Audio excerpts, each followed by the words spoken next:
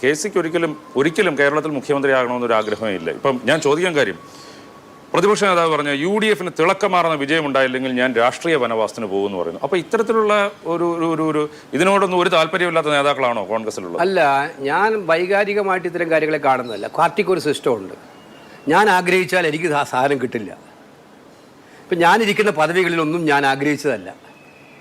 മനസ്സിലായില്ലേ? പാർട്ടി തീരുമാനിച്ചിട്ട് ഇന്ന് പൊസിഷൻ എടുക്കണം എന്ന് പറയുമ്പോൾ എടുക്കുന്നത്. അതാണ്. പിന്നെ പാർട്ടിയിലെ പൊതുവായ ചർച്ചകൾ നടക്കും ഇക്കാര്യത്തെക്കുറിച്ച്. അത്തരം കാര്യങ്ങളെ വരുള്ളൂ. അതുകൊണ്ട് പിന്നെ ഞാൻ ഒരു കാര്യം പറയാം, എനിക്ക് ഇപ്പോൾ ഇന്ന കാര്യം കിട്ടിയേ തീരുമുള്ള ആർത്തിയുള്ള ഒരാളല്ല ഞാൻ രാഷ്ട്രീയത്തിൽ. ആഗ്രഹമില്ല. പാർട്ടി വേണമെന്ന് പറഞ്ഞു കഴിഞ്ഞാൽ സ്വീകരിക്കില്ലേ? പാർട്ടി വേണം അല്ല, അതല്ലേ ഞാൻ പറഞ്ഞത്. പാർട്ടിക്ക് ഇതിനൊക്കെ സിസ്റ്റം ഉണ്ട്. ഉത്തരം കിട്ടാൻ താങ്കൾ ആഗ്രഹിക്കുന്ന ഉത്തരം എൻ്റെ നിന്ന് കിട്ടൂല. പക്ഷേ ജനങ്ങൾ ചിന്തിക്കില്ലേ, കോൺഗ്രസ് ജയിച്ചാൽ അല്ലെങ്കിൽ UDF ജയിച്ചു കഴിഞ്ഞാൽ ആരായിരിക്കും മുഖ്യമന്ത്രി എന്നുള്ളത് ജനങ്ങളുടെ ഭാഗത്തുനിന്നൊരു ചിന്ത ഉണ്ടാവില്ല? 2016 എന്തായിരുന്നു ചിന്ത? 2016 പിണറായി വിജയൻ ഒരിക്കലും ഉണ്ടായിട്ടില്ല. അങ്ങനെ പറഞ്ഞിട്ടുണ്ടായിരുന്നോ? പറഞ്ഞിട്ടില്ല. അങ്ങനെ ചിന്ത ഉണ്ടായിരുന്നോ?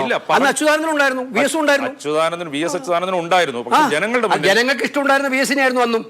പിണറായി അതെ, എനിക്ക് ഉറപ്പിച്ചറിയാം. ഞാൻ ജനങ്ങളുടെ പൾസ് അറിയുന്നവരറിയാം. കമ്മ്യൂണിസ്റ്റുകാർക്കും ജനങ്ങൾക്കും ഉണ്ടായിരുന്നത് VS ആയിരുന്നു. മുഖ്യമന്ത്രി ഒരിക്കലും പ്രൊജക്ട് ചെയ്തിട്ടില്ല. മുഖ്യമന്ത്രി പിണറായി വിജയനാണ് ഞങ്ങളുടെ സ്ഥാനാർത്ഥി എന്ന് പറഞ്ഞിട്ടുണ്ടോ? അല്ല, അദ്ദേഹത്തെക്കുറിച്ച് നിങ്ങളിപ്പോൾ ചർച്ച ചെയ്യുന്നതുകൊണ്ടാണ്. അദ്ദേഹം 10 വർഷമായിട്ട് മുഖ്യമന്ത്രി ആയിരിക്കുന്നതുകൊണ്ട് വേറെ ഒരു നേതാവിനെ വളർത്തിക്കൊണ്ടുവരാൻ അദ്ദേഹം അനുവദിക്കാത്തതുകൊണ്ടും അങ്ങനെ ഒരാളും വരാൻ പാടില്ല ആ പാർട്ടിയിൽ നിന്ന് അദ്ദേഹത്തിന് നിഷ്കർഷയുള്ളത് കൊണ്ടും ഈ സാഹചര്യം എന്നാണ്. നിങ്ങൾ അതിനൊരു അഡ്വാൻറ്റേജ് ആയിട്ടാണ് പറയുന്നത്. എന്തൊരു വിരോധാഭാസം നോക്കിയല്ലേ. 10 കൊല്ലം കേരളം ഭരിച്ചിട്ടൊരു മുഖ്യമന്ത്രിക്ക് അതേ പാർട്ടിയിൽ നിന്നും വേറൊരു മുഖത്തെ കാണിച്ചു കൊടുക്കാൻ പറ്റാത്ത വണ്ണം അദ്ദേഹത്തിന്റെ മുഖം വികൃതമാണ് കേരളത്തിൽ. അദ്ദേഹത്തിന് നെഗറ്റീവ് ഉണ്ടെന്ന് അവരെ പാർട്ടിക്ക് പറയാം. എന്നിട്ട് പോലും ആ പാർട്ടിയിൽ വേറൊരു മുഖം കാണിച്ചു തരാൻ പറ്റാത്തൊരു സാഹചര്യം ഉണ്ടായിട്ട് അവർ അദ്ദേഹത്തെ തന്നെ വീണ്ടും വെക്കുകയാണ്. അദ്ദേഹമാണ് ആ പാർട്ടിയിൽ എല്ലാ തീരുമാനവും എടുക്കുന്നത്, പോളിറ്റ് ബ്യൂറോ അല്ല. അപ്പോൾ അദ്ദേഹം സ്വയം തീരുമാനിച്ചു ഞാൻ തന്നെയാണ് മുഖ്യമന്ത്രി സ്ഥാനാർത്ഥിയെന്ന്. അതിനെ നിങ്ങൾ മഹത്വവൽക്കരിക്കുകയാണ് ഒരു ഭാഗത്ത്. ഞങ്ങളുടെ പാർട്ടി ചെയ്യുന്നെന്താ? 2016 ഞാൻ ചോദിക്കുന്നത്, 2016 പിണറായി വിജയൻ അന്ന് മുഖ്യമന്ത്രി സ്ഥാനാർത്ഥി ആയിട്ടല്ല മത്സരിച്ചത്. അന്ന് അവർക്ക് ആർക്കും മുഖ്യമന്ത്രി സ്ഥാനാർത്ഥി ഉണ്ടായിരുന്നില്ല. ഉണ്ടെങ്കിൽ ധാരണ ഉണ്ടായിരുന്ന VS ആവുന്നായിരുന്നു. പക്ഷേ പിണറായി വന്നു. അപ്പം പിണറായി വീണ്ടും മുഖ്യമന്ത്രി സ്ഥാനാർത്ഥിയാവുന്നത് എന്തുകൊണ്ടാണ്? 10 കൊല്ലം മുഖ്യമന്ത്രിയായിട്ടിരുന്നിട്ട് ആ പാർട്ടിയിൽ നിന്നും രണ്ടാമതൊരാളെ എടുക്കാൻ അദ്ദേഹം തയ്യാറാവാത്തതുകൊണ്ടാണ്. പിന്നെ അങ്ങനെ ആരെങ്കിലും വന്നു പോകുമെന്ന് പേടിച്ചിട്ട് മുൻകരുതലും നടപടികൾ സ്വീകരിച്ചിട്ടുള്ള അദ്ദേഹം. കെ സി ദേശീയ രംഗത്ത് പ്രവർത്തിക്കുന്ന ഒരു നേതാവാണ്. ഇപ്പൊ 2014 മുതൽ നമ്മുടെ രാജ്യത്ത് കാണുന്ന ഒരു കാര്യം എന്താണ്? 2014 പ്രധാനമന്ത്രിയായ നരേന്ദ്രമോദി വീണ്ടും തെരഞ്ഞെടുപ്പ് ഒരു മുഖമാണ്. ഇപ്പൊ കോൺഗ്രസ് ജയിച്ചു കഴിഞ്ഞാൽ ആരാണ് പ്രധാനമന്ത്രി? രാജ്യത്ത് മൊത്തം ജനങ്ങൾക്കറിയാം രാഹുൽ ഗാന്ധി ആയിരിക്കും പ്രധാനമന്ത്രി എന്നുള്ളത് ജനങ്ങൾക്കറിയാം. ആ പ്രതീക്ഷയോടെയാണ് നിങ്ങൾ വോട്ട് ചോദിക്കുന്നതും ജനങ്ങൾ വോട്ട് ചെയ്യുന്നതും. അതുപോലെ ഒരു നേതാവ് എന്ന് പറയുന്നത് ഉയർത്തി കാണിക്കുക, അല്ലെങ്കിൽ ജനങ്ങളുടെ മനസ്സിൽ അങ്ങനെ ഒരു ഇൻഡയറക്റ്റ് ആയിട്ടാണെങ്കിൽ ഒരു ചിന്ത കൊടുക്കുക എന്ന് പറയുന്നത് തെറ്റായിട്ടുള്ള കാര്യം. ഞാൻ ചോദിക്കുന്ന ചോദ്യം നിങ്ങൾ വീണ്ടും ഈ ചോദ്യം കംപ്ലീറ്റ് മുഖ്യമന്ത്രിക്ക് വേണ്ടിയിട്ടുള്ള ചോദ്യമാണ്, CPM-നോടുള്ള ചോദ്യം. ഞാൻ വീണ്ടും നിങ്ങൾ ആ ചോദ്യം വീണ്ടും നിങ്ങൾ ആവർത്തിക്കൊണ്ടോ? ഞാൻ അതിന് ക്ലിയർ ആയിട്ട് ക്ലാരിറ്റിയോടെ മറുപടി പറഞ്ഞു. ഇവിടെ ആശയങ്ങളും ജനകാഭിലാഷങ്ങൾക്ക് വേണ്ടിയിട്ടുള്ള നടപടികളുമാണ് ആവശ്യമായിട്ടുള്ളത്. കേരളത്തിലെ ജനങ്ങളുടെ അഭിലാഷങ്ങൾക്കനുസരിച്ച് ആശയങ്ങൾക്കനുസരിച്ച് ഒരു സർക്കാർ ഉണ്ടാക്കുക എന്നതാണ്. ആ സർക്കാരിനെ നയിക്കാൻ ഒരു മുഖ്യമന്ത്രി ഉണ്ടാകണം എന്നുള്ള കാര്യത്തിൽ ഒരു സംശയം ഉണ്ടാവില്ല. പക്ഷെ അത് മുൻകൂട്ടി പ്രഖ്യാപിച്ചിട്ട് ഇതൊരു പ്രസിഡൻഷ്യൽ ഇലക്ഷൻ രീതിയാണോ നിങ്ങൾ ഉദ്ദേശിക്കുന്നത്? അങ്ങനെയല്ലല്ലോ ഉള്ളത്. ഞങ്ങൾ അങ്ങനെയല്ല കർണാടകത്തിൽ ജയിച്ചത്. സിദ്ധാരാമയ്യ നിർത്തിയിട്ടല്ല, അവിടെ ശിവകുമാർ ഉണ്ടായിരുന്നു അന്നും. നിങ്ങൾക്കറിയാമല്ലോ. തെലങ്കാനയിൽ രേവന്തിനെ മുൻനിർത്തിയിട്ടല്ല നിർത്തിയത്. ഹിമാചൽ സുഖുവിനെ മുൻനിർത്തിയല്ല ഇലക്ഷൻ നടത്തിയത്. ഞങ്ങൾ പറഞ്ഞു മുഖ്യമന്ത്രി സ്ഥാനാർത്ഥി ഇല്ലാന്ന് തന്നെ ഒഫീഷ്യലായി ഡിക്ലെയർ ചെയ്തിട്ടുണ്ടായിരുന്നു. KCയുടെ കാര്യം ചോദിച്ചപ്പോൾ KC ഉള്ളു തുറന്നുള്ള മറുപടി പറഞ്ഞില്ല. പക്ഷേ ബാക്കിയുള്ള 2 നേതാക്കൾ, രമേശ് ചെന്നിത്തലയും പ്രതിപക്ഷ നേതാവ് VD സതീശനും, ഇവരിൽ ആരെങ്കിലും ഒരാളായിരിക്കും മുഖ്യമന്ത്രി എന്ന് കേരളത്തിൽ UDF-ന് വോട്ട് ചെയ്യുന്ന ജനങ്ങൾക്ക് വിശ്വസിക്കാൻ പറ്റുമോ? അല്ല, നിങ്ങൾ വീണ്ടും അതിലേക്ക് തന്നെ കയറി പിടിക്കാതെ ഈ ഇന്റർവ്യൂ അതിനു വേണ്ടി മാത്രമാണ്. ഞങ്ങൾ എല്ലാ ഇഷ്യൂവും ഡിസ്ട്രാക്ട് ചെയ്തിട്ട് എന്നെ കൊണ്ട് ഒരാൾ മുഖ്യമന്ത്രിയാവും എന്ന് പറഞ്ഞിട്ട് മറ്റൊരാൾ അല്ലാത്തവരുണ്ടാവും ചിലപ്പോൾ. ഈ പാനലിൽ മത്സരിക്കുന്നവരെന്താ കഴിവുള്ളവർ ഒരുപാട് പേരില്ലേ? അവരും ഉണ്ട്. കേരളത്തിലെ കോൺഗ്രസിൽ മുഖ്യമന്ത്രിമാരാകാൻ യോഗ്യതയില്ലാത്തവരല്ല ബാക്കിയുള്ളവരൊന്നും.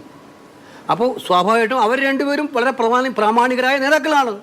ഒരാൾ പ്രതിപക്ഷ നേതാവാണ്, മറ്റൊരാൾ മുൻ പ്രതിപക്ഷ നേതാവാണ്, ഇപ്പോൾ ക്യാമ്പയിൻ കമ്മിറ്റി ചെയർമാനാണ്. രണ്ടുപേരും കഠിനാധ്വാനം ചെയ്യുന്നവരാണ്, രണ്ടുപേരും ഇപ്പോൾ ഫീൽഡിലുള്ളവരാണ്. നിങ്ങൾ ഞങ്ങളുടെ ഇടയിൽ ഒരു കുത്തിത്തിരിപ്പ് ഉണ്ടാക്കാൻ എന്തിനാണ് ശ്രമിക്കുന്നത്? നിങ്ങളുടെ ചോദ്യത്തിന്റെ 15 മിനിറ്റ് നിങ്ങൾ ചെലവഴിക്കുന്നത് ഈ ഒറ്റ ക്വസ്റ്റ്യനാണ്. ആ ഒറ്റ ക്വസ്റ്റ്യനാണ് 15 മിനിറ്റ് രാജീവ് ചെലവഴിച്ചത്. I M so sorry.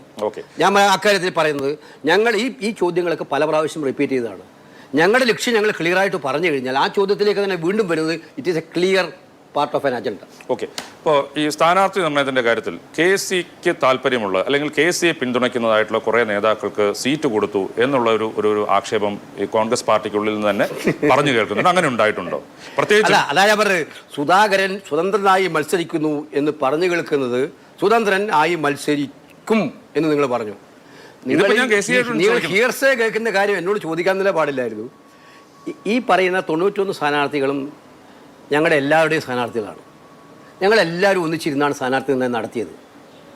ഓരോ സീറ്റിലേക്കും പല പേരുകളും വരും. ഇപ്പം ഞാൻ നിർദ്ദേശിച്ച പല പേരുകളും ഇല്ലാതായിട്ടുണ്ട്. മറ്റു പല നിർദ്ദേശിച്ച പേരുകൾ അവിടെ വന്നിട്ടുണ്ട്. പക്ഷേ അവരാണ് അവിടെ സ്യൂട്ടബിൾ തോന്നിയത് കൊണ്ടാണ് അവിടെ തീരുമാനിച്ചത്. ഞാൻ നിർദ്ദേശിച്ച പല സ്ഥലങ്ങളിലും അത്തരം സാഹചര്യം ഉണ്ടായിട്ടുണ്ടാവും. അതുപോലെ പ്രതിപക്ഷ നേതാവും രമേശ് ചെന്നിത്തലയൊക്കെ നിർദ്ദേശിച്ച പേരുകൾ പല പേരുകളും ഇല്ലാതായിട്ടുണ്ടാവും.